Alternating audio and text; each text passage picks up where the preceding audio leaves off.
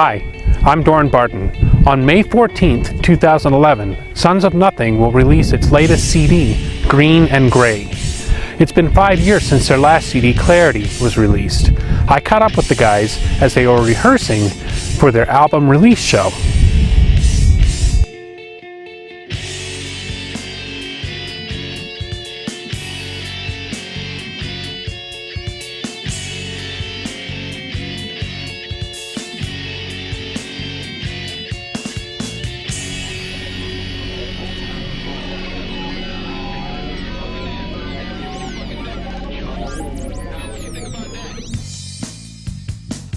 I played Take Back the Throne for a guy I know. Okay.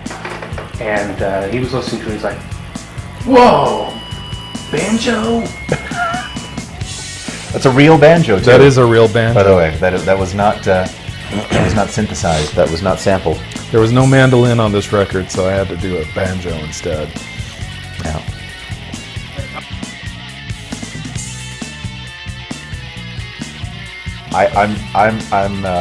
I'm intrigued.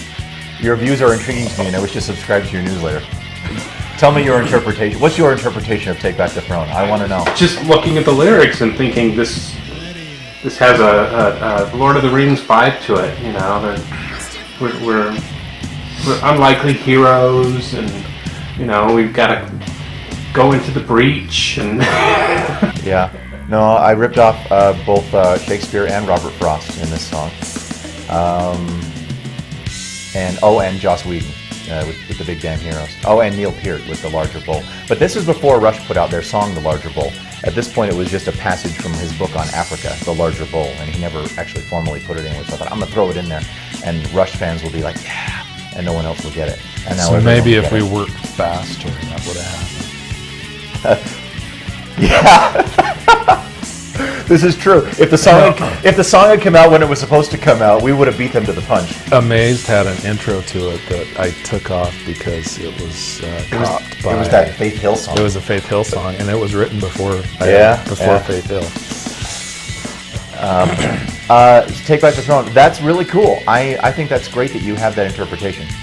I think that's awesome because the truth about Take Back the Throne, speaking of narcissism, is it really is about us. It's about the band. It's the band. It's I even understand that one. I wrote Usually that. I don't understand. I wrote that at a time when I was going through some personal turmoil, and the band kind of became my whole world for a while.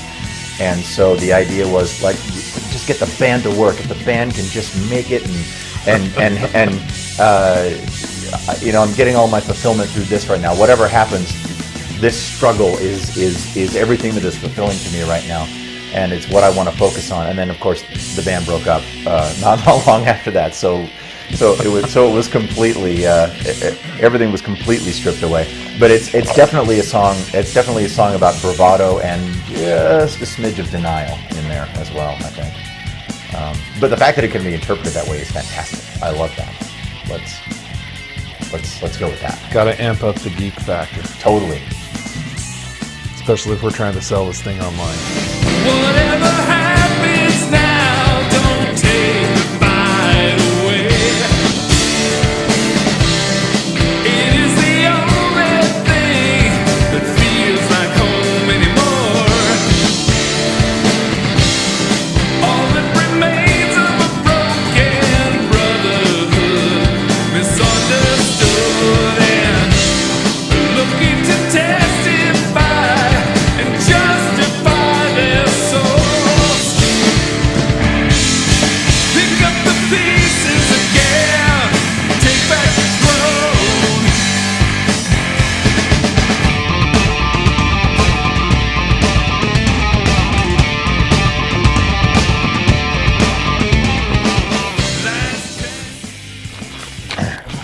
Hey, Matt, it's one of your songs.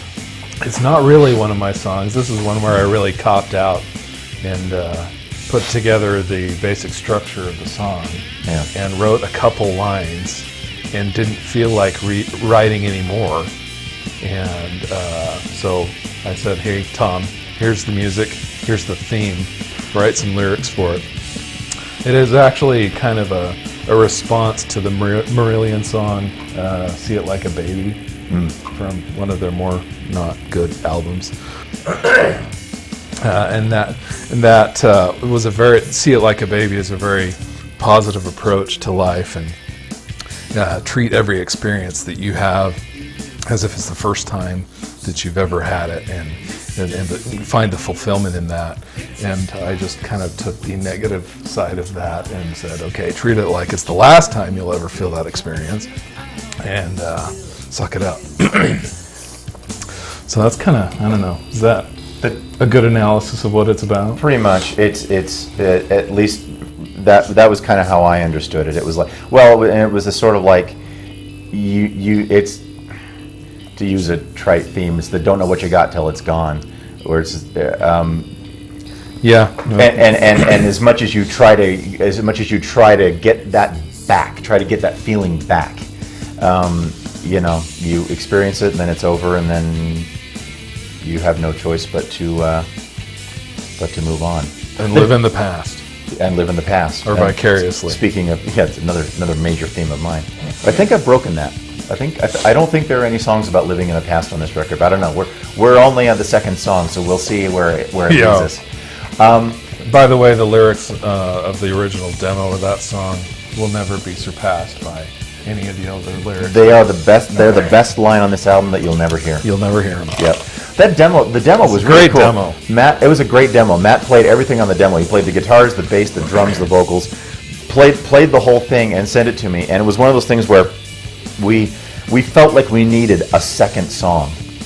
It was We tend to think sequencing of the album fairly early in the process. We had do. Throne already. Yeah. I think we had Broken Ceiling probably too. We kind of had our bookends. Yeah, we did. Yeah, and we thought there needs to be some sort of counterpunch, a little follow up to Throne. And so you went away and put that demo together. And I remember you sent it to me, and I was getting on a plane somewhere and listening to it, and was just like, well, it's done. I don't have to do anything. And then I listened to it a little closer and went, oh, he didn't actually write any lyrics. Okay, well. Well, those lyrics were great though. That one line. One take too. Yeah. If you come see us live, you'll hear us sing that one line. We can't possibly live without it. So there you go. That's Feel. Feel it again. This one's sure to break the curse. Feel the crumbling of your trust.